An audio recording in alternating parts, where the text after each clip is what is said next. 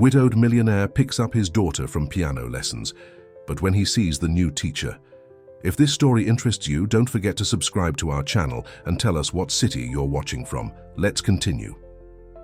The clock showed 5:15 when Edward Morgan parked his BMW in front of the St. Cecilia Conservatory. It was a routine he had religiously maintained for 2 years, picking up Sophia, his 6-year-old daughter, from her piano lessons.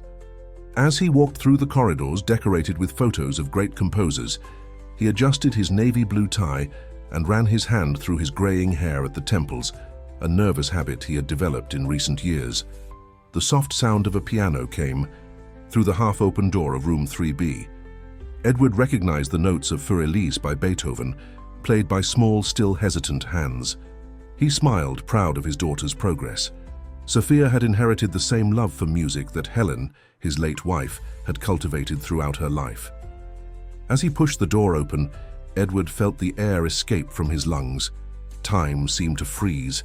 At that precise moment, like a musical note suspended in the air. Sitting next to Sophia on the piano bench was not Mrs. Carmen, the usual teacher.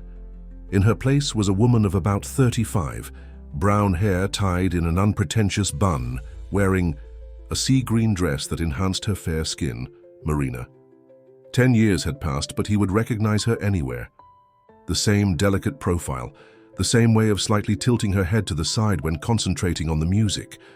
Her long, elegant fingers guided Sophia's over the keys with the same gentleness he remembered so well. "Daddy!" Sophia exclaimed happily, breaking the spell of that suspended moment. "This is Ms. Marina. Mrs. Carmen had to travel and she'll be teaching me for a while." Marina slowly raised her eyes, meeting Edward's. A whirlwind of emotions crossed her face in fractions of a second before she managed to compose a professional expression. "Mr. Morgan," she greeted with a controlled voice rising from the bench. "Your daughter has a lot of talent." Edward tried to find words, but they seemed stuck in his throat. How could he explain to Sophia that this woman was not just a temporary substitute? How could he say that Marina had been the most promising composer at the conservatory a decade ago, before he, following his father's impositions, chose the family business empire over the love they shared? "Sophia has music in her blood," he finally managed to say, his voice hoarser than usual. "She inherited it from her mother." A flash of pain crossed Marina's eyes, so quick that anyone who didn't know her as well would not have noticed. She began to put the sheet music away in her folder, her movements measured and precise. "Classes end at 5:30, she informed him, without looking directly at him. "Sophia is doing very well. She has a natural sensitivity for music." Sophia bounced around the room, putting away her own materials, oblivious to the electric tension that hung between the adults. Edward observed Marina discreetly, noticing the small changes. Some premature grey strands mixed with her brown hair, a new maturity in her face that only increased her beauty.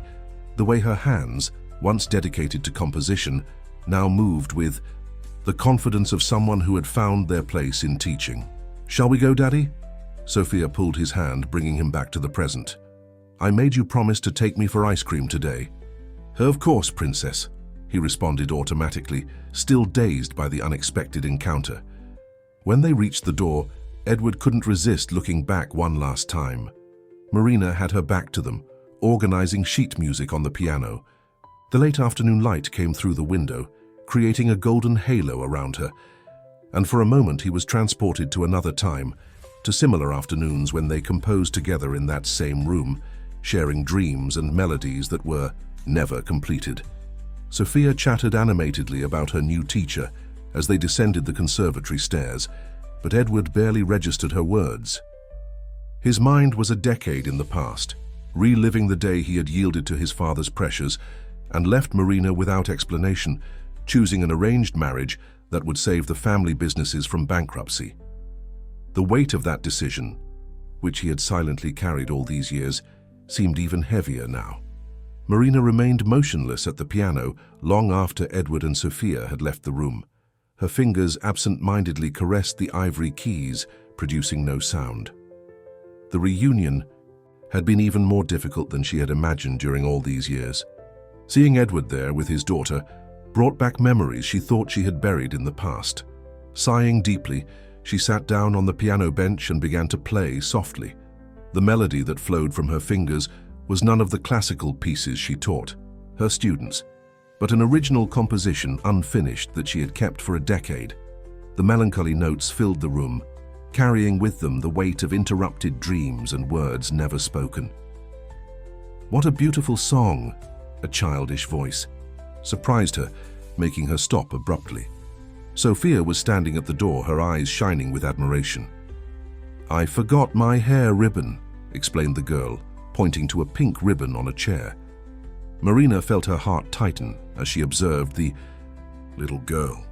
Sophia had the same expressive eyes as her father, but there was a unique sweetness in her, a sensitivity that went beyond genetic inheritance.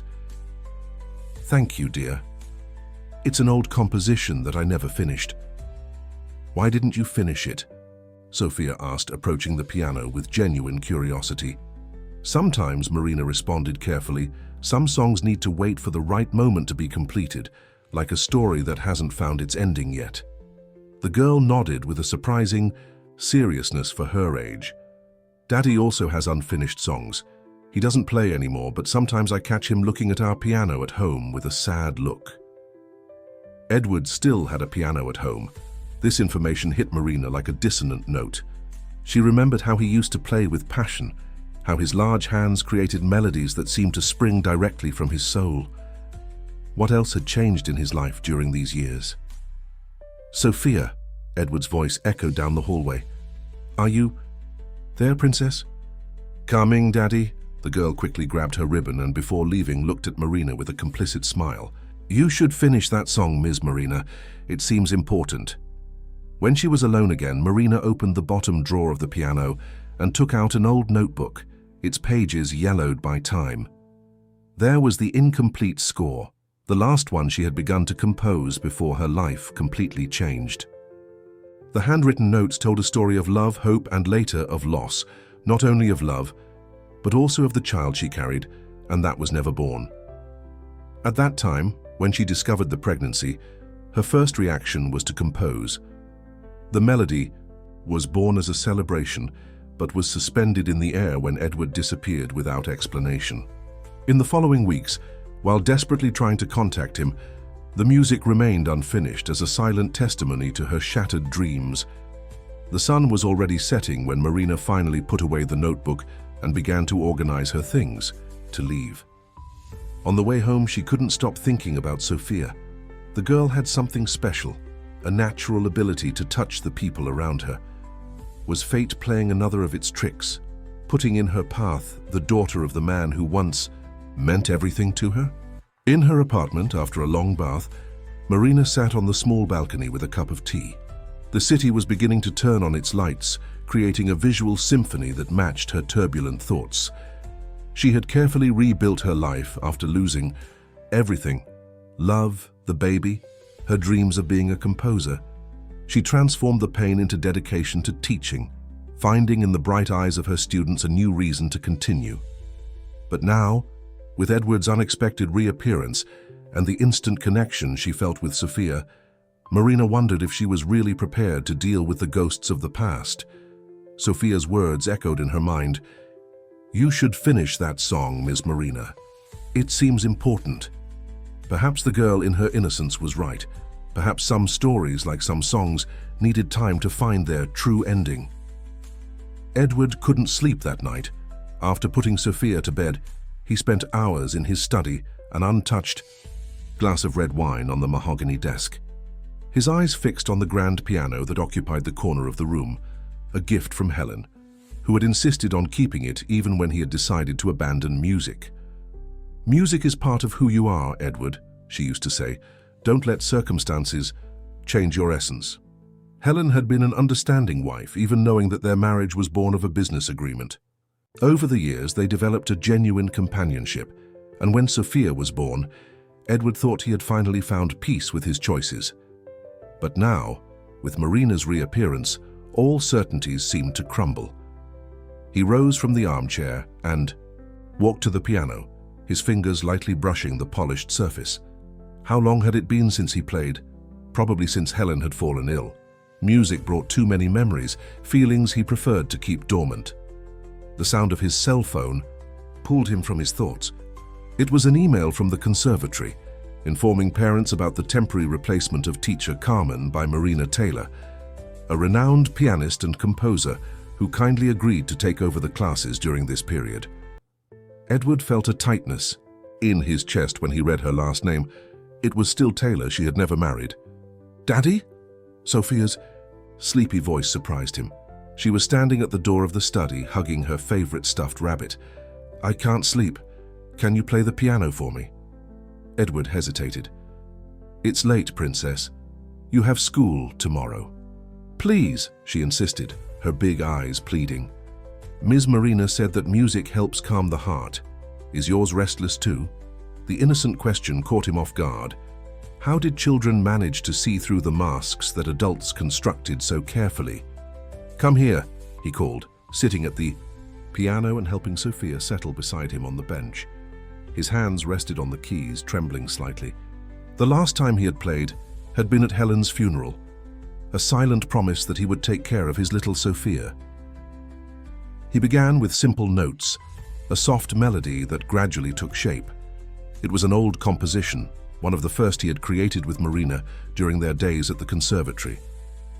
His fingers seemed to remember the path on their own, as if those notes had just been waiting for the right moment to emerge again. Sophia rested her head on his shoulder, her eyes closed in contentment. "It's beautiful," she murmured drowsily. "It seems sad and happy at the same time." "That's how some stories are, darling," Edward responded softly, continuing to play. "Sometimes the same music can make us smile and cry." "How did you learn to play like that, Daddy?"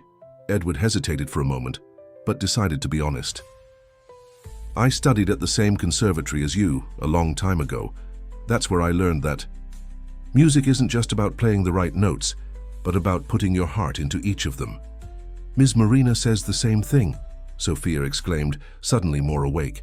"She said that each song tells a story, and we need to understand the story to play it right. Do you think she could teach me to play like you?" Sophia's innocent question provoked a whirlwind of emotions in Edward. Marina always had a special gift for teaching, even in the days when she dedicated herself to composition. She managed to extract the best from each student, not only technically but emotionally. "I'm sure she can, Princess," he answered, trying to keep his voice steady. "Ms. Marina is one of the best teachers I know." "Did you know her before?" Sophia asked, her childish curiosity catching something in her father's voice. Edward stopped playing, the sudden silence weighing in the air. How could he explain to a 6-year-old child the complexities of the past? How to talk about choices, regrets and paths not taken? "Yes," he finally admitted. "We studied together a long time ago. She was always very talented." Sophia yawned, sleep finally overcoming her curiosity. "It's good that she's back then," she murmured, her eyes heavy. "Now you can play the piano again, Daddy, and maybe she'll teach you that beautiful song she was playing today." Edward felt a lump in his throat. If Sophia knew that that unfinished song Marina was playing was probably composed for him, or because of him, but that was a secret that needed to remain buried, along with so many others. The next morning, Marina arrived earlier at the conservatory. She needed to organize her sheet music and mainly her thoughts. She didn't expect Sophia to have returned to the room yesterday, much less that she had heard her playing that particular composition. It was as if the past insisted on manifesting itself, notes of a long-silenced melody returning to the surface. While organizing the sheet music for her first class of the day, she heard soft knocks on the door. Her heart almost stopped when she saw Edward standing at the entrance, wearing an impeccable charcoal grey suit, but with dark circles that betrayed a night of poor sleep. "Can we talk?" he asked, his voice controlled but tense. Marina nodded, indicating one of the chairs near the piano. The silence between them was dense, loaded with words not spoken over 10 years. "Sophia didn't stop talking about you yesterday," Edward began, carefully choosing his words. "She has a special gift for music, just like her mother," Marina completed, keeping her voice neutral. "Yes, I noticed. She has a natural sensitivity." Edward ran his hand through his hair, a gesture that Marina remembered so well. It was what he did when he was nervous, when he needed to say something difficult. Marina, about the past, about what happened. "You don't need to explain, Edward," she interrupted him, rising to organize some sheet music. The movement was more an attempt to hide her own agitation. It was a long time ago. "Yes, I do," he insisted, his voice firmer. "You deserve to know the truth. Back then, my father—" "Your father was going bankrupt," Marina completed, turning to face him. The companies were on the verge of bankruptcy, and a marriage to Helen, the daughter of his biggest competitor, was the only way out. "I always knew that, Edward. What I never understood was why you simply disappeared without a word, without an explanation."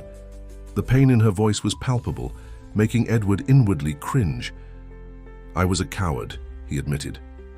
"I couldn't face you, tell you to your eyes that I was choosing the family empire, over our love, and then it was too late." Marina felt her hands tremble. It was now or never. Too late for what, Edward? To tell me you were abandoning me? Or to know that I was pregnant? The silence that followed was deafening. Edward turned pale, his hands gripping the arms of the chair so tightly that his knuckles turned white. "What?" His voice came out in a hoarse whisper. "I found out a week after you disappeared," Marina continued, the words coming out like a torrent after years of being held back. "I tried to find you, left messages, letters, but you had completely vanished. And then," her voice faltered, "then I lost the baby." It was weeks in the hospital, alone in silence. Edward rose abruptly, walking to the window. His rigid posture betrayed the impact of that revelation. "Why did you never tell me afterward?" "Tell you what, Edward?" Marina asked, her voice laden with an old hurt.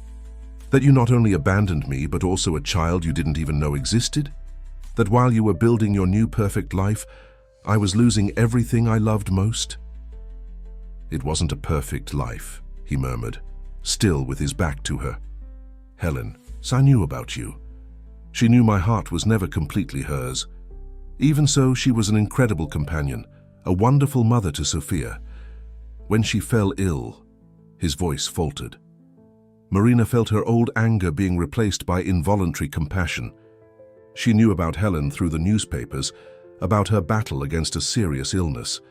"Sophia is an extraordinary child," she said softly. "You both did a great job with her."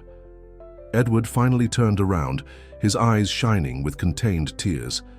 "What I did to you, I never forgave myself. And now knowing about the baby." He passed his hands over his face, trying to compose himself. "How can I fix something like this, Marina?" "Some things can't be fixed, Edward," she answered, picking up her folder of sheet music. "But perhaps they can be rewritten, like a song that waits for its time to be completed." The sound of children's voices in the hallway announced the beginning of classes. "I need to go," Marina said, walking toward the door. "Sophia has a lot of talent, Edward. Don't let her lose her connection with music, as you lost yours." In the weeks that followed, Sophia flourished under Marina's tutelage. Her small hands gained more and more confidence over the piano keys, and her musical understanding expanded in surprising ways. Edward observed this evolution with a mixture of pride and apprehension, aware that each progress of his daughter brought him closer to the past he had tried to bury. On a particularly busy afternoon at the company, Edward received a call from the conservatory. Sophia had a fever and needed to be picked up early. When he arrived at the music school, he found his daughter asleep on the couch in the teacher's room, with Marina sitting beside her, gently caressing her hair while humming a soft melody. "She started feeling unwell during class," Marina explained in a low voice, rising. "I thought it best to let her rest a bit before calling you." Edward approached, touching Sophia's forehead. It was warm. "Thank you for taking care of her," he murmured, his gaze meeting Marina's. There was something different in the way she looked at his daughter, a tenderness that went beyond the teacher-student relationship. "She reminds me so much of you," Marina commented, almost to herself. The same determination when she sits at the piano, the same sparkle in her eyes when she manages to perform a difficult passage. "Marina," Edward began, his voice hesitant, "about our last conversation." "Daddy?" Sophia murmured sleepily, interrupting the moment. I don't feel well. Edward immediately picked her up, feeling her small, warm body against his chest. Let's go home, Princess. You need to rest. But what about the Saturday presentation? Sophia asked, concerned even in her feverish state. I need to practice. The new song? Don't worry about that now, Marina intervened gently. You're already playing wonderfully well. One day of rest won't hurt. Ms. Marina, Sophia called, extending her small hand to hold her teacher's. Can you come to our house to teach me when I get better? I want to show you Daddy's piano. The innocent request created a palpable moment of tension between the adults. Marina gave Edward a questioning look, and after a moment of hesitation, he nodded slightly. Of course, dear, Marina answered, gently squeezing Sophia's hand. When you're better, we'll set a day. On the way home, while Sophia slept, in the back seat of the car, Edward couldn't stop thinking about his daughter's request. The piano in his house held so many memories, so many moments shared with Marina in the past. The idea of seeing her playing again on that instrument awakened feelings he had tried so hard to suppress. Upon arriving home, after putting Sophia to bed and administering the medication prescribed by the doctor he had called, Edward found himself once again in front of the piano. He sat on the bench and, for the first time in a long time, allowed himself to play more than just loose notes. His fingers naturally found their way through a melody that Marina had composed during their days together at the conservatory. The music filled the house, each note carrying memories of a time when life seemed simpler, more truthful. Edward closed his eyes, letting himself be carried away by the melody. It was then that he realized Sophia had come down the stairs and was watching him from the doorway, her eyes bright despite the fever. That song, she said softly, sounds like the one Ms. Marina was playing the other day, only different. Edward stopped playing, surprised by his daughter's insight. How so different? Hers seemed unfinished, as if it was waiting for something, Sophia explained, approaching her father. Yours seems complete, but sad. Why do you never play the piano, Daddy? The question hit Edward like a punch to the chest. How could he explain to a child that sometimes people give up important parts of themselves, believing they are doing the right thing? How could he say that each note of that piano brought with it the weight of choices that changed not only his life but that of others as well? Sometimes, Princess, he began, carefully choosing his words, we keep some things in our heart for so long that it becomes difficult to let them out again. Marina was organizing her last sheet music of the day when she received a message from Edward. Sophia is better and insists on having her lesson at home tomorrow. I understand if you prefer not to come. She stared at the phone screen for long minutes, her heart divided between the desire to maintain the professional distance she had built and the genuine concern for her little student. After a few moments of reflection, she replied, What time should I arrive? The next day, standing in front of the Morgan mansion, Marina felt her hands tremble slightly. The place was exactly as she had imagined, imposing, elegant, with a meticulously maintained garden, the kind of house that matched the family's business empire but seemed so distant from the Edward she had known, the young musician passionate about composing melodies until dawn. The housekeeper led her to the music room, and Marina felt her heart skip a beat when she saw the Steinway grand piano near the window. It was a magnificent instrument, the kind every musician dreams of playing. Sophia was already sitting at the piano, practicing her scales with touching dedication. Ms. Marina, the girl exclaimed upon seeing her, running to hug her. I'm much better now. Daddy said you could give me a lesson here today. I'm glad you're better, dear, Marina smiled, returning the hug. There was something about Sophia's spontaneity that disarmed all her defenses. Shall we see how that song for the presentation is coming along? While guiding Sophia through the sheet music, Marina couldn't help but notice the details of the room. Family photos decorated the walls, including several of Sophia with her mother. Helen had a gentle smile in the photographs, the kind of smile that made Marina understand why Edward had found some peace by her side. Daddy played the piano yesterday, Sophia commented casually while practicing a difficult passage. It's been a long time since he played. It was beautiful but a little sad. Marina felt a tightness in her chest.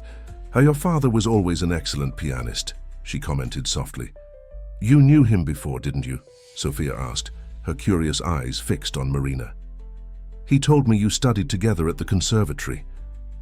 Before Marina could respond, Edward appeared at the door of the room. He had come home early from work, still wearing his executive suit but with his tie slightly loosened. How's the lesson going? He asked, trying to maintain a casual tone. Great, Sophia responded enthusiastically. Ms. Marina says I'm almost ready for Saturday's presentation. Daddy, why don't you play that song from yesterday for her to hear? The innocent request created a palpable moment of tension in the room. Edward and Marina exchanged a meaningful, look. Maybe another day, Princess, Edward replied, but Sophia had already left the piano bench and was pulling her father by the hand. Please, Ms. Marina can help you make the song less sad. Marina stood up, feeling she needed to intervene. Sophia, dear, I think your father… No, Edward interrupted her softly. Sophia is right. Perhaps it's time for some songs to stop being sad. He sat at the piano, and after a moment of hesitation, he began to play.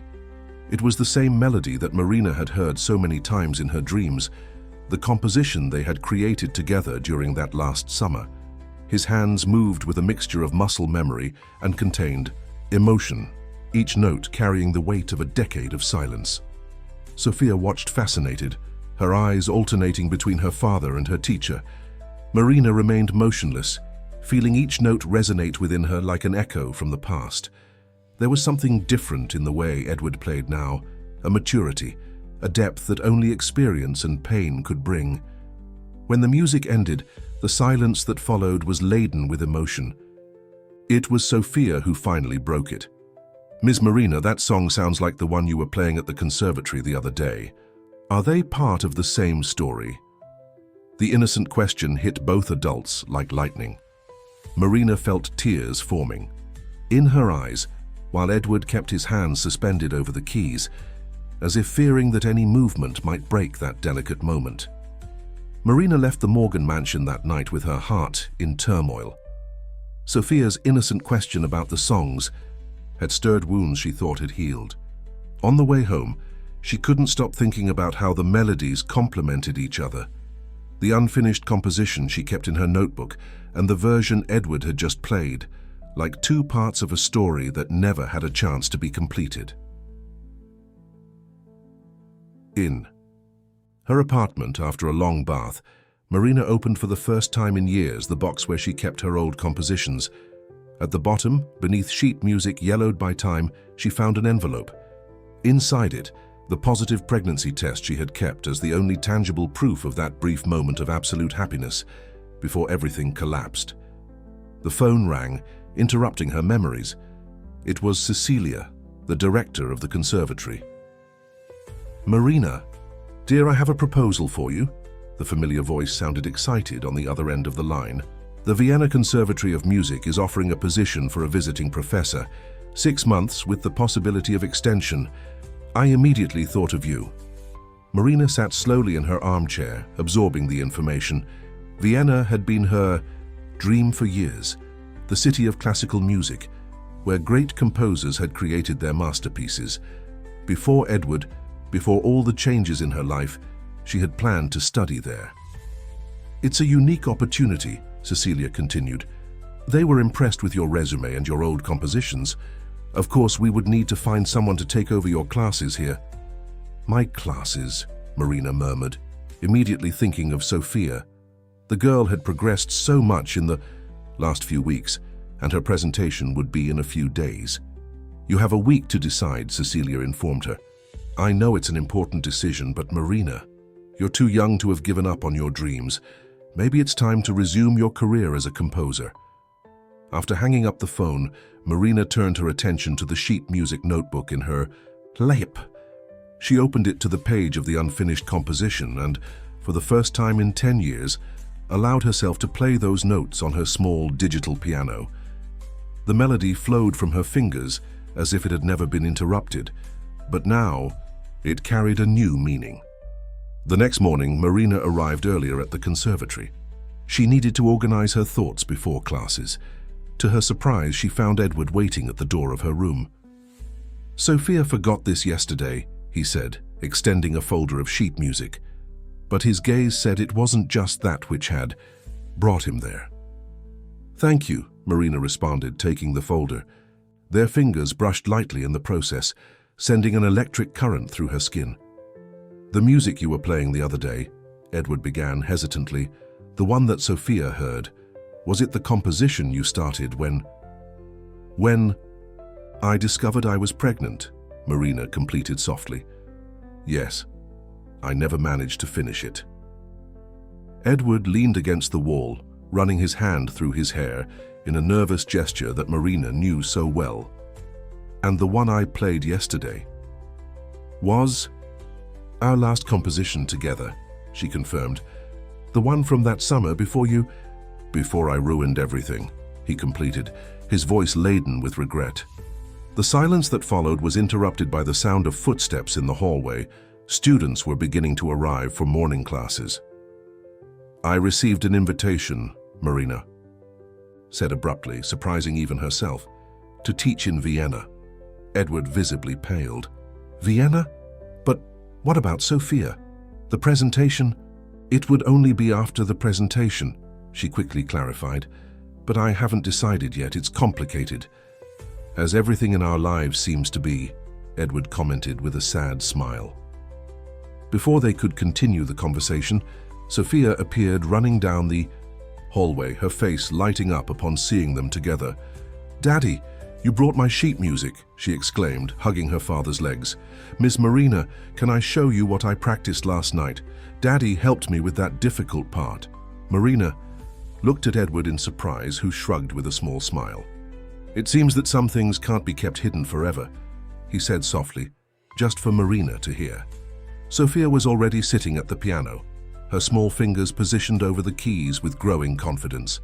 Marina observed father and daughter interacting, sharing complicit looks as they discussed timing and notes. Something in her chest tightened. It was a scene that could have been hers in another life, in another time. The week preceding Sophia's presentation passed like a whirlwind. Marina divided herself between regular classes, extra rehearsals with her little student, and endless reflections about the Vienna invitation. Edward, in turn, surprised everyone by beginning to appear at rehearsals, sitting discreetly at the back of the room to observe his daughter's progress. On a particularly productive afternoon, while Sophia practiced a complex passage, Marina noticed Edward making notes on a score. Curious, she approached silently. "They're just some ideas," he explained, a bit embarrassed upon noticing her presence. "Something that occurred to me while listening to you two working." Marina took the score, her eyes running over the notes. Her heart accelerated upon recognizing Edward's unmistakable style, the way he blended classical elements with contemporary touches, creating something entirely new. "You never really stopped composing, did you?" she asked softly. "Only in my head," he admitted. After I was left alone with Sophia, music became a way to keep memories alive, but I never had the courage to put it on paper." Sophia interrupted her exercise, turning to the two adults. "Is Daddy composing again?" she asked excitedly. "Can we play together at the presentation?" Marina and Edward exchanged surprised looks. "Dear, the presentation is in a few days," Marina began to explain, but Edward interrupted her. "Actually," he said, a familiar gleam appearing in his eyes, "maybe it's not a bad idea. Sophia has progressed so much, and this composition—" He hesitated, looking at Marina. "Maybe it's time for some songs to be completed." That night after rehearsal, Marina found in her bag the score that Edward had been working on. Along with it, a note. "Some stories deserve a different ending. What do you think about uniting the two melodies?" In her apartment, Marina spread the scores over the piano, the unfinished composition she had begun during her pregnancy, the melody Edward had just created, and between them, all the unrealized possibilities of an entire decade. Her fingers began to play, experimenting, blending the two melodies. It was as if the songs had been waiting for this moment, intertwining naturally, creating something new and at the same time familiar. The notes that previously spoke of loss and regret now seemed to tell a story of redemption and new beginnings. She worked through the entire night, lost in the composition process she had abandoned so long ago. When the sun rose, she had before her a new score, no longer a farewell song, but a symphony of reconciliation. The next morning, she arrived at the conservatory with dark circles under her eyes, but with a serene smile on her face. Edward was already there, talking with Sophia about his own musical notes. "I brought something for you to see," Marina announced, placing the new score on the piano. Sophia immediately approached, curious, while Edward remained a few steps behind, an indefinable expression on his face. "It's called Three Hearts," Marina explained softly. "It's a combination of the old melody with the new one your father was composing. I thought maybe we could present it together at the recital." Edward slowly approached the piano, his eyes running over the notes with growing emotion. He recognized passages from his old composition, now intertwined with Marina's unfinished melody, creating something entirely new and deeply meaningful. "It's like the songs are hugging each other," Sophia exclaimed, her childish intuition perfectly capturing the essence of the composition. Marina and Edward exchanged a meaningful look. Somehow, through Sophia's innocence and the transformative power of music, they were finding a way to heal old wounds and create something new from the fragments of the past. "We have a lot of work ahead of us if we want to present this at the recital," Edward commented, a genuine smile illuminating his face for the first time in a long time. "Then we better get started," Marina responded, sitting at the piano. "Sophia, dear, how about we begin from the beginning? Your father and I have a lot to teach you about how two melodies can become one." The days leading up to the presentation transformed the conservatory into a refuge for Edward, Marina, and Sophia. After regular classes, the three would stay late, working on the new composition. The piano in room 3B became a silent witness to a process that went far beyond music. It was a reconciliation, a healing that happened note by note. Sophia absorbed every moment with contagious joy. Sitting between Marina and her father on the piano bench, she watched fascinated as their four hands danced over the keys, creating harmonies that seemed to fill all the empty spaces in the room and in their lives. "Here," Marina explained, patiently guiding Sophia's small fingers, "is where the two melodies meet for the first time. Do you notice how they seem to hesitate a bit before joining?" Edward observed the interaction with a lump in his throat. The way Marina dedicated herself to Sophia, the patience with which she explained each detail, the way her eyes sparkled when seeing the girl's progress, all of this made him question his past choices even more deeply. During one of the rehearsals, while Sophia had gone out to get a drink of water, Edward finally found the courage to address the subject that tormented him. "And Vienna?" he asked softly, his fingers playing distractedly with the piano keys. "Have you made your decision?" Marina sighed, organizing some sheet music before responding. "I have until tomorrow to give an answer," she said. "It's the kind of opportunity I dreamed of for years, Edward. The chance to compose again, to rediscover myself as an artist." "You should go," he said, although each word seemed to tear a piece of his heart. "You were always too brilliant to be stuck here giving classes to children." "Stuck?" Marina repeated, turning to face him. "Is that what you think happened to me? That I got stuck?" "That's not what I—" "Teaching wasn't a prison, Edward," she interrupted him, her voice firm but gentle. "It was a choice. It was how I rebuilt myself after losing everything. Each child I taught helped me heal a piece of my broken heart. And Sophia—" She hesitated, emotional. "Sophia made me remember that there's still room for new dreams." The silence that followed was interrupted by Sophia's cheerful return, carrying not only her cup of water, but also an old notebook she had found on one of the shelves. "Look what I found!" she exclaimed, placing the notebook on the piano. "It has a bunch of handwritten music." Marina turned pale upon recognizing the notebook. It was her old musical diary, which she kept in the classroom cabinet. In it were recorded all the compositions. From that time, including the first notes of the music she had begun to write when she discovered the pregnancy. Edward also recognized the notebook. How many afternoons had they spent together, poring over those pages, sharing dreams and melodies? His gaze met Marina's, a silent question hanging between them. Sophia, oblivious to the adult's tension, was already leafing through the notebook with interest. "This song is so beautiful," she exclaimed, stopping at a specific page, "but it seems like there's a piece missing." Marina approached, her heart accelerating when she saw which page Sophia had found. It was the unfinished composition, the one that carried all the joy and pain of that period of her life. "It's because it was never finished," Marina explained softly, sitting next to the girl. "Why?" Sophia asked, her childish curiosity always present. Marina exchanged a quick glance with Edward before responding. "Sometimes, dear, some songs need to wait for the right moment to be completed.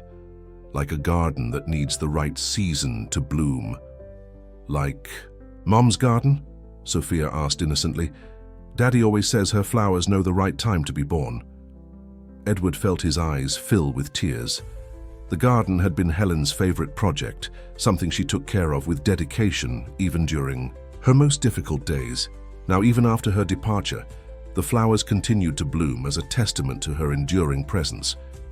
"Exactly like your mother's garden," Marina confirmed, her voice soft. "And you know what? I think maybe now is the right time for this song to bloom too." On the eve of the presentation, the conservatory was filled with a nervous and exciting energy. Parents and students circulated through the corridors, doing the last rehearsals and adjustments. In room 3B, however, something different was happening. Marina, Edward, and Sophia were immersed in a final rehearsal that seemed more like a delicate dance between past and present. "It's perfect, Sophia," Marina exclaimed, observing with pride how the girl executed her part of the new composition. "Now, when your father enters with the second melody, remember to let the music breathe a bit, as we discussed." Edward, sitting in a chair nearby, observed the interaction between the two with a mixture of admiration and nostalgia. It was impossible not to notice how Sophia flourished under Marina's guidance, how her eyes sparkled in the same way his used to sparkle when he learned something new about music. During a break in the rehearsal, while Sophia went with the housekeeper to get her snack, Edward found Marina organizing the final scores for the next day. "Cecilia told me about your response," he said softly, referring to the Vienna invitation. Marina stopped what she was doing but didn't turn around. "I was going to tell you after the presentation," she replied, her voice low. "I didn't want it to interfere with the rehearsals." "You declined," he stated, not as a question but as a realization. "Why?" Finally, she turned to face him. There was a serenity in her face that Edward hadn't seen in a long time. "Because I realized that sometimes dreams change," she explained. "What I wanted 10 years ago is not necessarily what my heart desires now." "Marina, I don't want you to give up on your dreams again because of me," Edward began, but she interrupted him with a gentle gesture. "I'm not giving up on anything, Edward," she smiled. "I'm choosing. 10 years ago when you left, I thought I had lost everything, love, music, dreams. But life has a funny way of surprising us. I found in teaching a passion I never imagined having. And now—" She hesitated, looking at the scores in her hands. "Now I'm composing again, but in a different way. They're no longer melodies of loss and absence, but of reconciliation and hope." Edward took a step in her direction, his eyes fixed on hers. "And what about us?" he asked, his voice almost a whisper. "Is there room for reconciliation too?" Before Marina could respond, they heard Sophia's animated voice in the hallway, returning with her snack. The girl entered the room carrying not only her sandwich, but also a small vase with a flower. "Look what I brought from Mom's garden," she exclaimed, placing the vase on the piano. "It's one of the roses she liked most. I thought it could bring us luck tomorrow." Marina and Edward observed the white rose perfectly open, its delicate petals shining under the afternoon light. It was as if Helen somehow was giving her silent blessing to that moment. "Your mother always knew how to appreciate beauty in small things," Marina commented softly, gently touching a petal. She would have loved our music, Sophia declared, with conviction. Especially the part where all the notes hug each other, as you say, Miss Marina. Edward felt his heart tighten with his daughter's words. Helen always talked about how music had the power to heal, to unite, to transform. Perhaps she knew somehow that one day music would bring back to his life not only the joy of playing, but also the chance to correct the mistakes of the past. "Sophia," Marina called, sitting at the piano, "how about we show your father that little surprise we prepared?"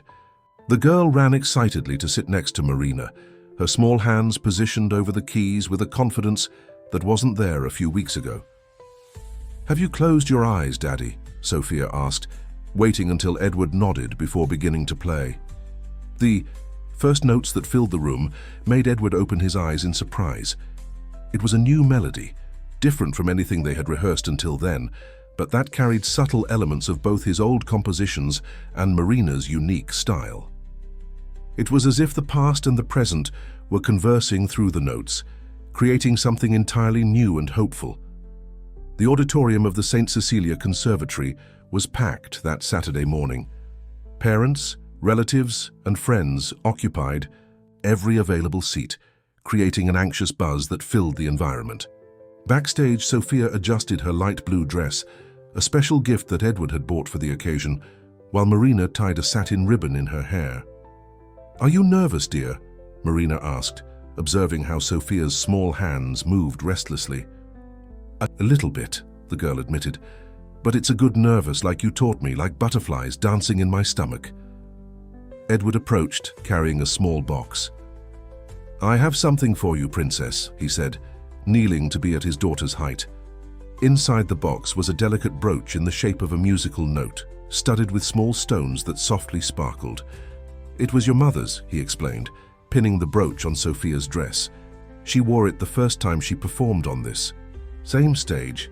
Now it's yours." Sophia's eyes filled with tears of joy as she touched the brooch with reverence. Marina observed the scene a few steps away, her own heart overflowing with emotion. It was amazing how that small jewel carried so many stories, so many intertwined dreams.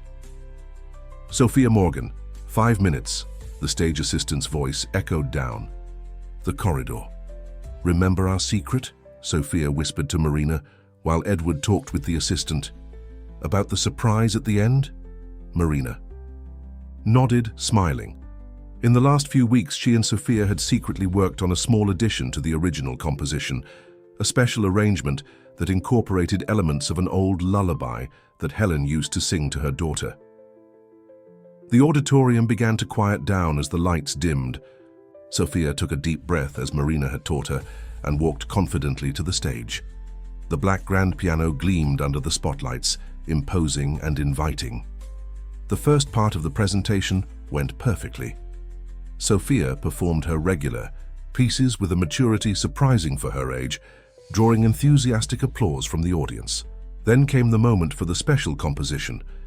Marina and Edward joined her on stage, positioning themselves on each side of the piano. The silence that followed was laden with expectation. Sophia looked at the two adults, a small smile on her lips before beginning to play the first notes of Three Hearts. The melody began softly, almost hesitantly, with Sophia leading the main theme. Gradually, Marina's hands joined hers, adding layers of harmony that made the music gain depth. When Edward entered with his part, it was as if an electric current ran through the auditorium. The three distinct melodies, Sophia's innocence, Marina's transformed melancholy, and Edward's redemption, intertwined in a perfect dance. It was possible to feel the story being told through the notes. Lost love, the pain of separation, the joy of reunion, and mainly, the hope of a new beginning. In the audience, Cecilia, the director of the conservatory, watched in amazement. In all her years of experience, she had never witnessed a presentation so laden with genuine emotion. Beside her, Mrs. Carmen, Sophia's former teacher, discreetly wiped away some tears. When they reached the moment of the surprise, Sophia began to softly incorporate the notes of the lullaby. Edward immediately recognized the melody, his fingers hesitating for a brief moment over the keys.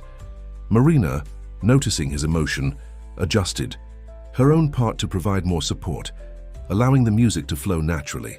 The last notes hung in the air like a blessing, a moment suspended in time where past, present, and future seemed to exist simultaneously.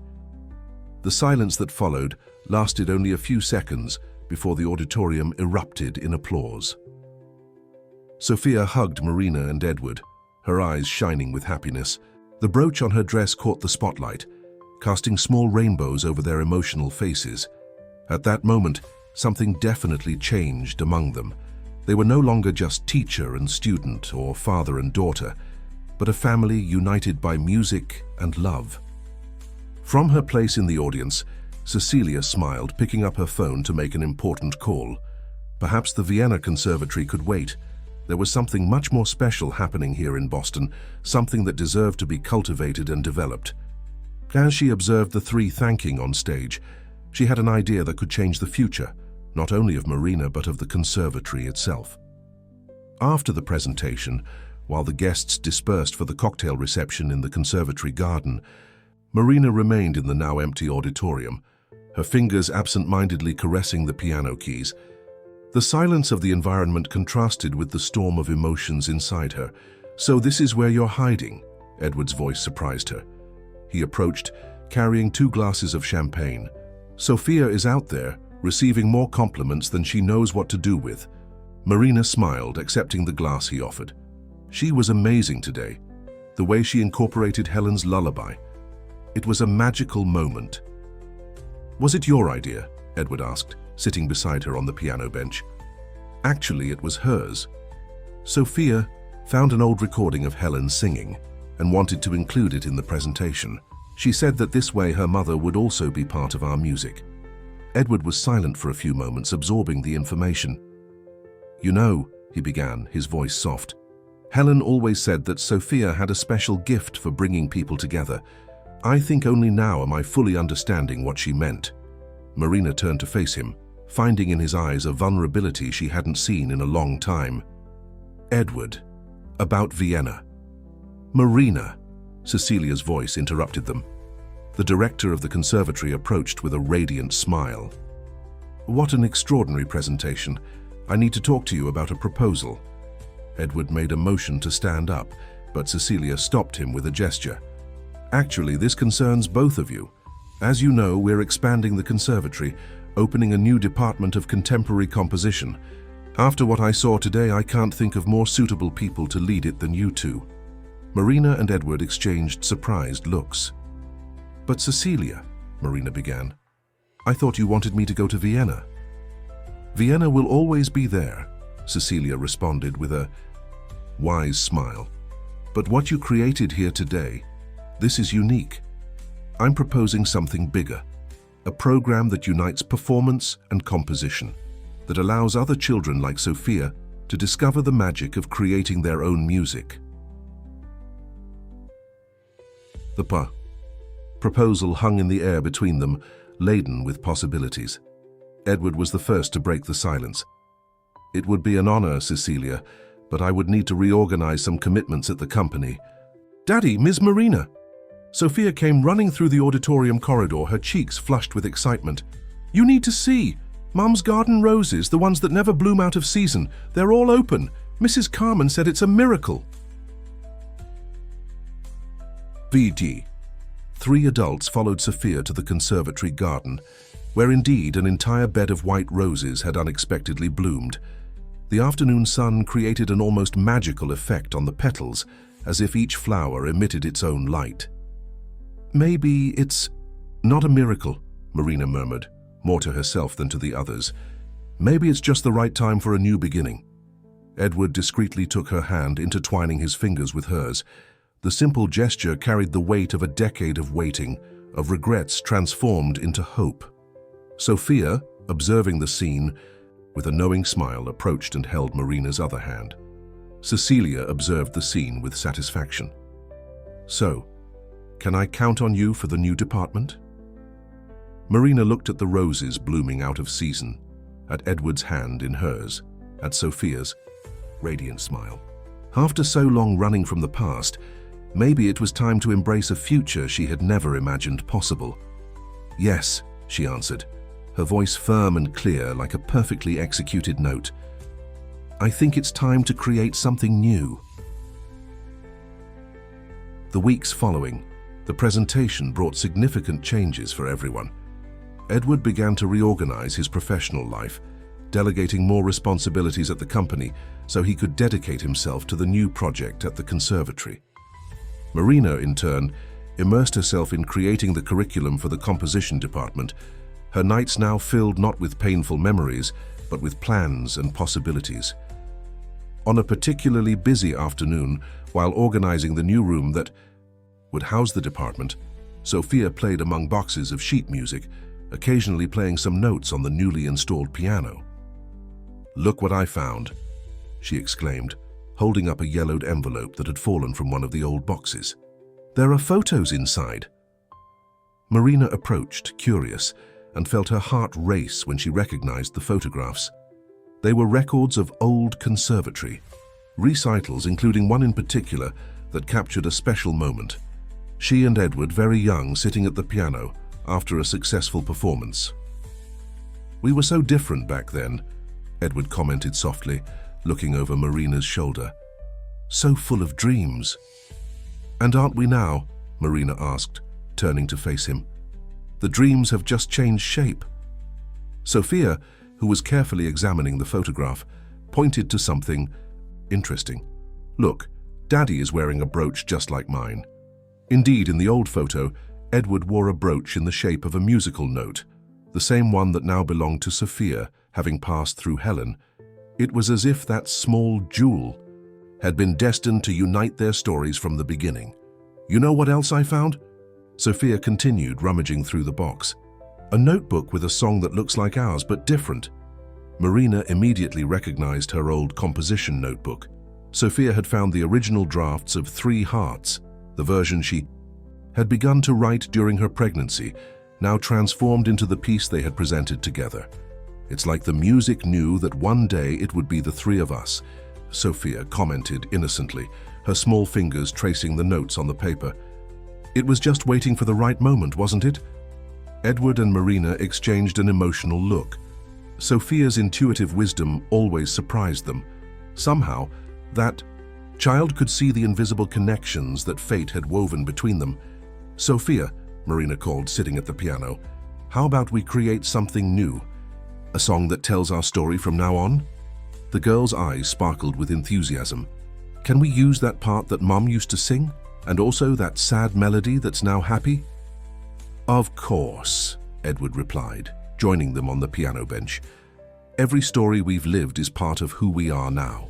As they worked on the new composition, Marina observed how Sophia's hands now moved with more confidence over the keys, how Edward was smiling again with genuine joy as he played, how the chords they created together seemed richer and deeper than anything they had composed separately. The afternoon sun came through the tall windows of the room, creating golden patterns on the scattered sheet music. Outside, in the conservatory garden, Helen's white roses continued to bloom out of season, as if to remind everyone that some miracles happen at the right time. "You know what else we need?" Sophia suddenly asked, interrupting a particularly beautiful sequence of chords. "Her name for our music room at home." Edward raised his eyebrows, surprised. "At home?" "Yes," Sophia continued excitedly. "Now that Miss Marina is going to live with us, we need a special place to make music together, don't we?" The silence that followed was laden with emotion. Marina and Edward hadn't talked about this yet, although their hearts already knew the path they wanted to follow. "Sophia," Marina began carefully, "I haven't yet—" "But you will, won't you?" Sophia insisted, her eyes large and hopeful. "Daddy smiles much more when you're around, and Mom's garden has never been so beautiful. I'm sure she would be happy." Edward took Marina's hand, his touch gentle but firm. "Sophia is right," he said softly. "Our music has always been more beautiful when we were together. Maybe it's time to give this new composition a chance." Autumn arrived, bringing with it a gentle transformation in the lives of the three. The old Morgan mansion, which for so long had echoed only with loose notes from the piano and Sophia's occasional laughter, was now filled with a new energy. Marina had accepted not only the invitation to live with them, but also the chance to build something new, something that transcended the past and embraced the possibilities of the future. The music room, as Sophia insisted on calling it, became the heart of the house. Helen's old piano now shared space with Marina's digital piano, creating a silent duet that symbolized the harmony between past and present. The walls, once austere, were decorated with photographs that told their story.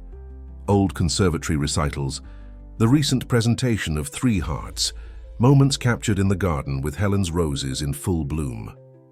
On one particular afternoon, while Sophia did her homework at the table in the music room, Marina found Edward organizing some old sheet music.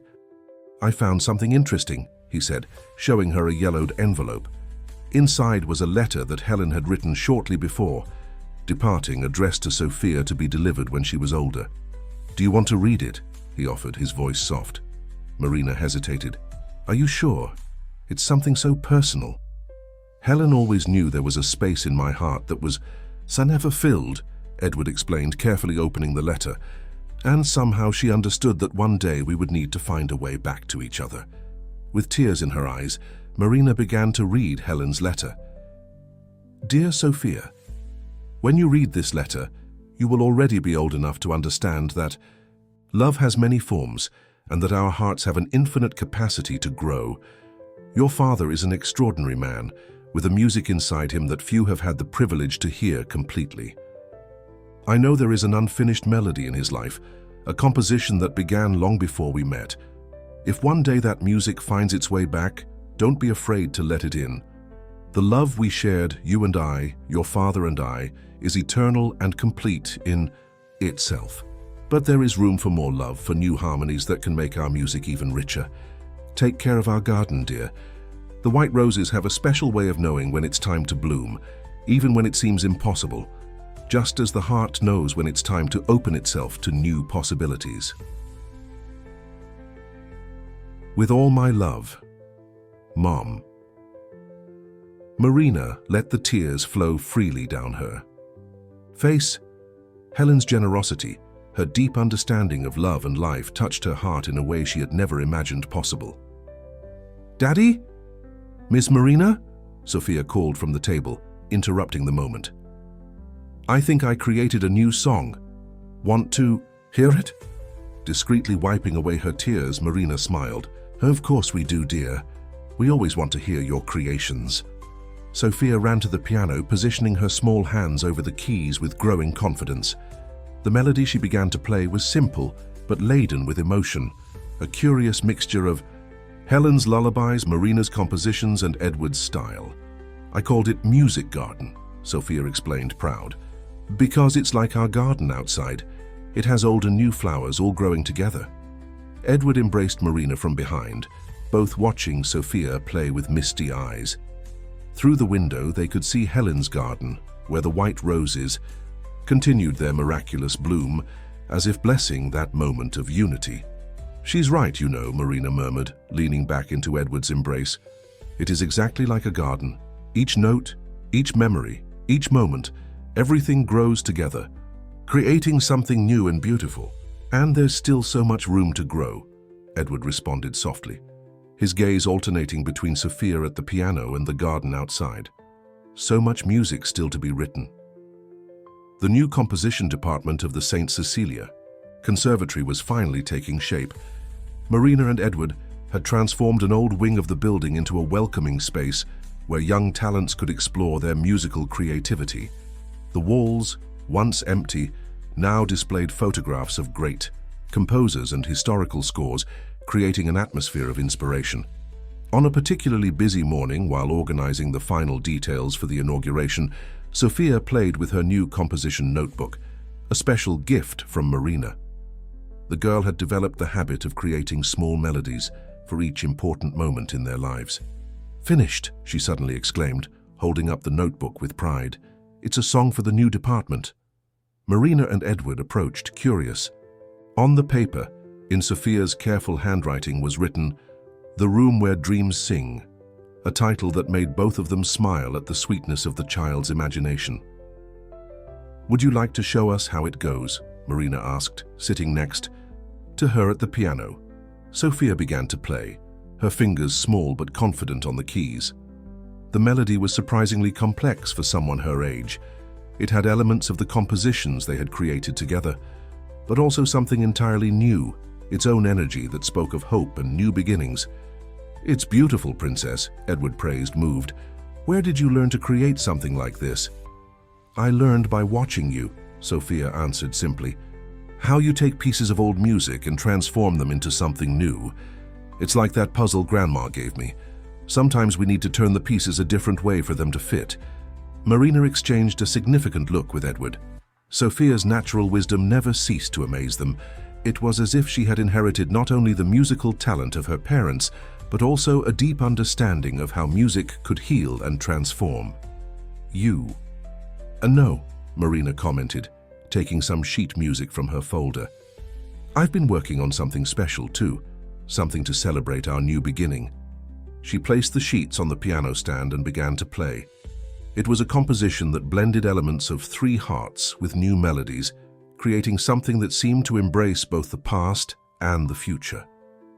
At a certain point, Edward recognized passages from Helen's lullaby, now transformed into a harmonic progression that spoke of continuity and renewal. "It's like the music is telling us that it's okay to move forward," Sophia observed, her eyes shining with understanding. "That we can take the old memories with us while we make new ones." Edward felt his heart tighten with his daughter's words. He sat at the piano with them, his hands naturally finding their place on the keys. Together, they began to improvise on Marina's melody, each adding their own voice to the composition. The sound of footsteps in the hallway interrupted them. It was Cecilia, carrying a large envelope. "Sorry to interrupt," she smiled, observing the three at the piano, "but I thought you'd like to see this. These are the registrations for the new department. We have more than 50 students interested." Marina took the envelope, her eyes quickly scanning the forms.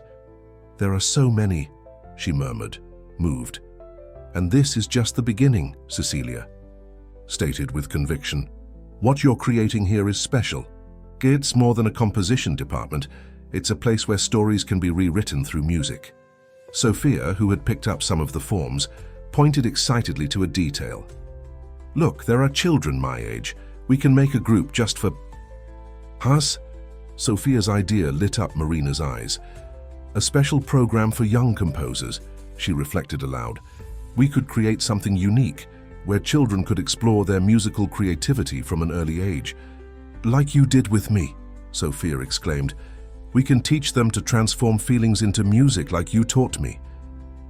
Edward observed the interaction between the two, his heart overflowing with love and gratitude.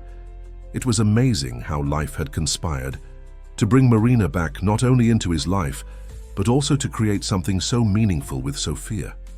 "I think we need to expand our plans," he commented, picking up a blank sheet.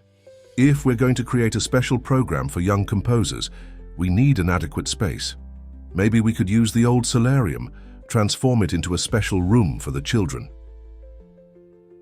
In the weeks that followed, transforming the conservatory's solarium into a space dedicated to young composers became a family project. Edward used his business contacts to secure donations of instruments and equipment.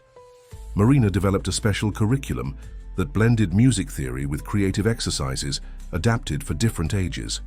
And Sophia, with her contagious enthusiasm, helped test each new idea. One particular afternoon, while painting the solarium walls in soft shades of blue and green, Sophia made an interesting discovery in one of the donation boxes. "Look," she called, holding an old photo album. "There are photos of the conservatory from a long time ago." Marina and Edward approached, curious. The album contained historical records of the institution, including one photograph in particular that caught everyone's attention. It showed the solarium in its early days, with large windows allowing natural light to flood the environment, while a group of children played various instruments. "This is how we wanted it to be again," Marina murmured, touching the photograph with affection. "A place where music can grow naturally like plants in the sun. And it will be even better," Sophia declared with conviction, because now we have our own story to tell through music." Edward smiled, observing how his daughter had become not only a talented musician, but also a little philosopher. "You know, Princess," he commented, "your mother always said that music has the power to heal hearts and build bridges between people. I think she would be proud to see how we're using that power to help other children." Marina, who was organizing some sheet music on a newly installed shelf, found something interesting: an old composition notebook dated 1952. "Look at this," she called, carefully leafing through the yellowed pages. "These are compositions from former conservatory students. Some are so beautiful, and they all tell different stories." "We can do that too," Sophia exclaimed, her eyes sparkling with the idea. "Create a book with the songs that our new students will compose." Sophia's suggestion triggered a series of ideas. Soon the three were sitting on the solarium floor, surrounded by paper and pencils, planning how they could create a project that connected the conservatory's past and present through music. "We could have a special inauguration concert," Marina suggested, making quick notes. "Present some of these old compositions along with the new ones we'll create with the students. And we can plant flowers here too," Sophia added, pointing to the wide windowsills. "Like in Mom's garden. Then, whenever a child creates a new song, we plant a flower for them." Edward observed the two with a heart full of love. It was amazing how they had become a true family, united not only by love of music, but by a genuine desire to create something meaningful together. "You know what else we can do?" he suggested, picking up a piece of paper. "Create a special song for the inauguration day, something that represents not just our story, but also our dreams for the future." Marina smiled, immediately understanding the idea. "Like a musical. Blessing for all who come to learn here." Sophia was already at the piano, her fingers dancing over the keys, creating a cheerful and hopeful melody. "Can it be like this?" she asked, repeating the sequence of notes. Marina and Edward joined her, each adding their own ideas to the nascent composition. As they worked together, the late afternoon light came through the large windows of the solarium, creating a spectacle of colors that seemed to dance to the rhythm of their music. Outside in the conservatory garden, Helen's roses continued their miraculous bloom, as if blessing each new note, each new dream being born in that space. It was as if the universe itself conspired to transform old pains into new possibilities, proving that some stories just need the right time to find their true ending. The eve of the new department's inauguration brought a special energy to the St. Cecilia Conservatory. The solarium, now completely transformed, glistened under the setting sun. Vases with small white rosebuds decorated the windowsills, Sophia's idea, as she had insisted on bringing a piece of Helen's garden inside the space. Marina was adjusting the last newly arrived piano when Sophia ran into the room, carrying her special composition notebook and wearing an expression of urgency on her small face. "Ms. Marina, I had an amazing idea for tomorrow," she exclaimed, her eyes shining with excitement. "We can make a surprise for Daddy." Intrigued, Marina sat down beside the girl, who quickly opened her notebook to a specific page. There, in Sophia's careful handwriting, was a new composition titled "The Music of Our Heart." "It's a song about the three of us," Sophia explained, her small fingers tracing the notes on the paper. "It has parts of the old music you and Daddy made, a little bit of Mom's, lullaby and some new things I created." Marina felt her eyes fill with tears as she examined the score. It was surprisingly sophisticated for a 6-year-old child. Sophia had managed to capture the essence of their intertwined stories in a single musical piece. "It's beautiful, dear," Marina whispered, moved. "How did you think of putting all this together?" Sophia smiled, a smile that reminded her so much of both Helen and Edward. "It's because that's how we are now, isn't it? All our stories together, making a new song." At that moment, Cecilia entered the solarium carrying an old box. "Look what I found in the archives," she announced, placing the box on a nearby table. "These are records of the conservatory's first composition classes from almost 70 years ago." As they explored the contents of the box, They found yellowed photographs, old scores, and a particularly interesting diary. It was the record of a teacher who, like Marina, had transformed her own pain into something beautiful through music. Music is not just about creating melodies, Marina read aloud from the diary. It's about giving voice to feelings we can't express in any other way. Each note is a chance for healing, each composition an opportunity for a new beginning. Sophia, who was leafing through some of the old scores, stopped at a specific page. "Look, this music is similar to what we're making." Marina examined the score that Sophia was pointing to. It was a composition titled Rebirth, created by a young student who had lost her family. The music began with melancholy notes, but gradually transformed into a melody of hope and renewal. "I think we've found our first piece for tomorrow's concert," Marina smiled, an idea forming in her mind. "Sophia, how about we unite this old composition with yours? We can create a bridge between the conservatory's past and present." The girl's eyes lit up at the suggestion. "Yes, and we can make it as a gift for all the children who will study here." Cecilia observed the interaction between the two with an emotional smile. "You know, Marina," she commented softly, "when I suggested you go to Vienna, I thought I was offering your best opportunity, but now I see that your true destiny was always here." Marina hugged Sophia, who was already at the piano experimenting with different ways to combine the two compositions. "Sometimes we need to get a little lost to find our true path," she responded, watching as the last rays of sun created a light spectacle through the solarium windows. Edward arrived shortly after, bringing the newly printed programs for the inauguration. He paused at the door, captured by the scene before him. Marina and Sophia at the piano, old and new scores spread around them, the golden late afternoon light bathing everything in an almost magical glow. "Looks like I missed something important," he commented, approaching. "No, you didn't, Daddy," Sophia exclaimed, quickly hiding her composition notebook. "We're just preparing a special surprise for tomorrow." Marina rose to help him with the programs, their fingers briefly touching in the process. Even after all this time, that simple contact still sent shivers through her skin. "Sophia found a treasure in the archives," she explained, showing him the old score, "and she had a wonderful idea for tomorrow's presentation." Edward examined the music with interest, immediately recognizing its historical and emotional value. "It's perfect," he murmured, looking proudly at his daughter. "Uniting the past and present through music. I can't think of a better way to inaugurate this space." Sophia was already seated at the piano, her small fingers positioned over the keys with growing confidence. Marina observed father and daughter interacting, sharing knowing looks as they discussed timing and notes. Something in her chest tightened. It was a scene that could have been hers, in another life, in another time. The morning of the inauguration dawned with a special light.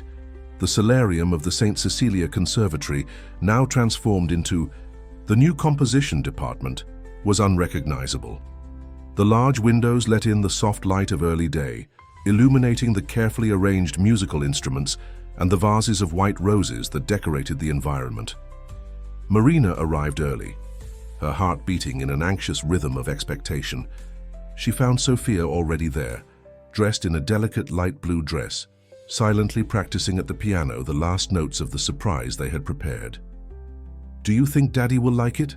the girl asked, biting her lower lip in a gesture that resembled Edward's so much. "He'll love it," Marina assured her, adjusting the ribbon in Sophia's hair. "It's the most special gift he could receive."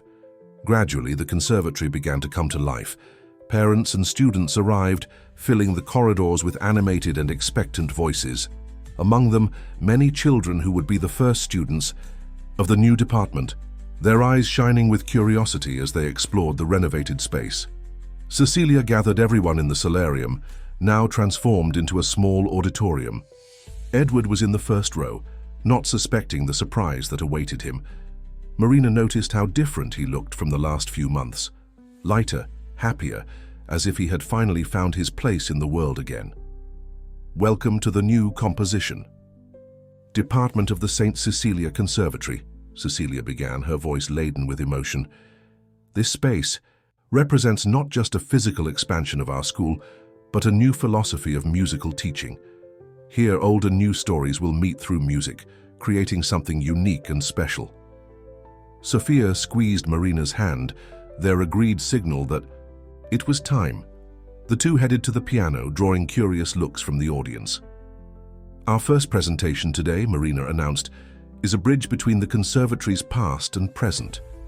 A composition that began 70 years ago and found its conclusion in the hands of our youngest composer.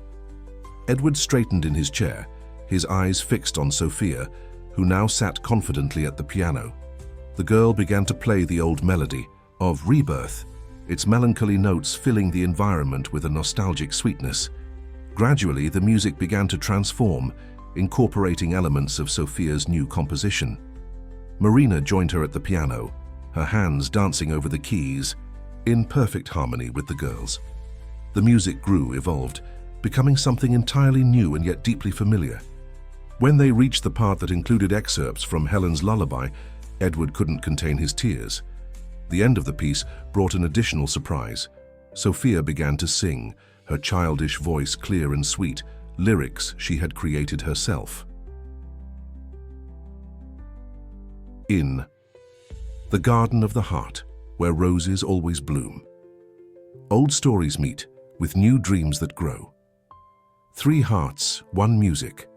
A love that never ends, like the flowers in the garden that know their time to shine. When the last note dissipated in the air, there was a moment of absolute silence before the room exploded in applause. Edward rose from his chair, walking to the piano with misty eyes. Sophia ran into his arms, while Marina observed the scene, with a heart overflowing with love. "That was incredible," Edward whispered, embracing his daughter. "You are incredible, princess." "It was our surprise for you, Daddy," Sophia explained excitedly. "Ms. Marina helped me put together all the important songs for us. I even included a small piece of the music you and she made a long time ago." Edward looked at Marina, his gaze laden with emotion and gratitude. At that moment, in front of everyone, he took her hand and brought her to join them in a family embrace. Cecilia returned to the center of the room, her voice choked with emotion. "This is the essence of what we want to create here," she declared. "A space where music is not just notes on paper, but a living force that unites people, heals hearts, and creates new possibilities." Outside, through the large windows of the solarium, those present could see the conservatory garden, where Helen's white roses continued their extraordinary bloom. It was as if the entire universe conspired to celebrate that moment of union, healing, and new beginning. The success of the new department's inauguration brought renewed energy to the St. Cecilia Conservatory. Classes began the following week, and soon the solarium was filled with young composers, each eager to tell their own story through music. Sophia, being the youngest among them, became a kind of inspiring mascot for the other children. On one particular afternoon, while Marina guided a group of students in their first compositions, Edward observed from the doorway, amazed at the transformation that had happened in their lives. The sound of various melodies mixed in the air, creating a unique symphony of creativity and discovery. "Daddy!" Sophia called, running to him with a radiant smile. "Come see what Julia composed. It's a song about her little brother who's about to be born." Edward followed his daughter to one of the pianos, where a girl of approximately 8 years awaited timidly. Her small hands trembled slightly over the keys, but her eyes shone with determination. "Go ahead, Julia," Marina gently encouraged. "Show Professor Edward what you created." The girl began to play, and a soft melody filled the environment. It was a simple but deeply emotional composition, alternating between notes that suggested expectation and joy. Edward sat down next to her, observing attentively. "You know," he commented when she finished, "when Sophia was about to be born, I also composed a song. Would you like to hear it?" Julia's eyes lit up, and soon other children approached, curious. Edward began to play, his hands moving gracefully over the keys. Marina, who had never heard this particular composition, felt her heart tighten as she recognized elements of the lullaby that Helen used to sing. "It's beautiful, Daddy," Sophia exclaimed, hugging him from behind. "Why did you never play it before?" Some songs, he responded softly, need to wait for the right moment to be shared. Marina approached, placing a hand on his shoulder. Like all important stories, she completed, exchanging a significant look with him. The children, inspired by Edward's music, began to share their own compositions, each telling a different story. There were songs about pets, about dreams, about special moments with family. The solarium vibrated with creative energy and genuine emotion. At the end of the afternoon, as the students packed up their materials and said goodbye, Cecilia appeared with an envelope in her hands. "Just arrived," she announced, handing the envelope to Marina. "It's from the Vienna Conservatory." Marina carefully opened the envelope, reading its contents in silence. Edward and Sophia anxiously observed her expression. "They want to establish an exchange program," she explained, a smile forming on her lips. "They were impressed with our teaching proposal for young composers and want to create something similar there." "Does that mean you'll have to go?" Sophia asked, her voice trembling slightly. Marina knelt to be at the girl's height. "No, dear. It means we'll be able to help other children in other places discover the magic of composition. And occasionally, some teachers from there will visit us, and we might also be able to visit them." "Like a big musical family," Sophia exclaimed, her face lighting up with the idea. Edward took Marina's hand, intertwining his fingers with hers. "Exactly like a family," he agreed, his voice soft but firm. Through the solarium windows, they could see the conservatory garden, where the white roses continued their extraordinary bloom. A group of students had started a small musical garden, planting flowers for each new composition created, following Sophia's suggestion. "Look!" one of the children shouted, pointing to one of the rosebuds that had just opened. "It's like it's dancing with our music." Marina, Edward, and Sophia observed the scene with emotional smiles. Somehow that small moment perfectly captured the essence of what they had created together. A space where music and life intertwined, where old pains could transform into new joys, and where each note played was a celebration of love in all its forms. The first year of the new department passed like a well-executed symphony, each moment contributing to a greater melody of transformation and growth. On a special December afternoon, close to Christmas, Marina, Edward, and Sophia prepared for a different concert. An intimate celebration that would mark not only the success of the department, but also the personal journey that had brought them there. The solarium was decorated with soft lights and more white roses than usual. The department students had prepared special presentations, each telling their own story through the music they had learned to create. "It's almost time," Sophia announced, adjusting her emerald green dress and a special choice for the occasion. "Can I give my gift now?" Marina and Edward exchanged intrigued looks. Sophia had spent the last few weeks working secretly on something, refusing to reveal details. The girl ran to the piano, taking from her folder a carefully decorated score. The title, written in her most careful handwriting, said, "The Music of Our Family." "It's for the three of us," she explained, her eyes shining with expectation, "and also for Mom Helen, because she's also part of our story." When Sophia began to play, the entire solarium seemed to hold its breath. The composition began with notes reminiscent of Helen's old lullaby, evolving smoothly to incorporate elements of the music Marina had left unfinished so many years ago. In the middle of the piece, passages from the composition Edward had created during their separation emerged, but now transformed into something hopeful and luminous. Marina and Edward watched with emotion as their daughter performed the piece with surprising maturity. At a certain point, Sophia stopped and looked at them. "This part needs all three of us," she said simply. Understanding the invitation, Marina and Edward joined her at the piano. Together they completed the music Sophia had created, a celebration of their love, their journey, and their healing. When the last note dissipated in the air, the silence that followed was filled with emotion. It was Edward who first found his voice. "Sophia," he began, his voice choked, "you perfectly captured our story. All parts of it, the sad and the happy, the lost and the found." Marina hugged the girl, feeling her small heart beat strongly against hers. "It's more than a song, dear. It's a testament to how love can transform everything." Sophia smiled, that smile that always illuminated the environment. I learned from you that some songs need time to be ready. Like our love, it needed to wait for the right moment to be complete. Through the solarium windows, they could see it had begun to snow, a rare event in that region. The white flakes danced in the air like musical notes on an invisible score. "Look," Sophia exclaimed, running to the window. "It's like the sky is dancing with our music." Marina and Edward approached, embracing her. In the garden outside, Helen's white roses gleamed under the snow, their petals catching the delicate flakes like little stars. "You know what else is special about today?" Sophia asked, turning to face them. "It's exactly 1 year since we started playing together again. 1 year since our family found its music." Edward took Marina's hand, bringing her closer.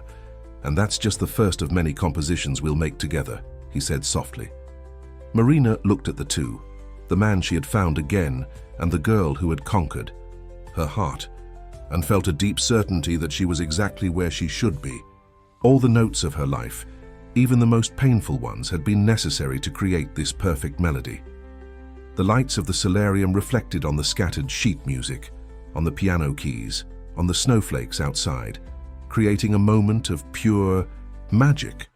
It was as if all the music they had created, all the stories they had shared, all the tears and smiles converged in this single instant of perfect harmony.